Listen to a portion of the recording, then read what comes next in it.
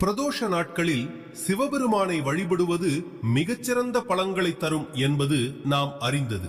அதில் மிக அரிதான ஒன்றாக கருதப்படுவது சஜ்ஜ பிரபா பிரதோஷம். இது எப்போது நிகழும்? ஒரு ஆண்டில் மொத்தம் 7 மகா பிரதோஷங்கள் சனிக்கிழமைகளில் வரும் சனி மகா பிரதோஷம் போன்றவை அமையும் பட்சத்தில் அந்த ஆண்டினை சஜ்ஜ பிரபா பிரதோஷ ஆண்டு என்று அழைப்பார்கள். புராண பின்னணி: இந்த வழிபாட்டின் மகிமைக்கு ஒரு வரலாற்று சான்று உண்டு.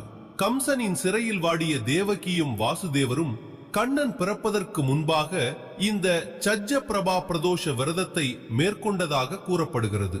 இதன் விளைவாகவே அவர்களுக்கு பகவான் கிருஷ்ணர் மகனாக பிறந்தார் என்பது நம்பிக்கை. வழிபாட்டின் பலன்கள்: வினை பயன் நீங்குதல். தீராத கர்ம வினைகளால் அவதிப்படுபவர்கள் இந்த நாளில் சிவனை வழிபட்டால் முன்வினை பயன்கள் நீங்கி வாழ்வில் நிம்மதி காண்பார்கள். முக்தி பெறுதல்.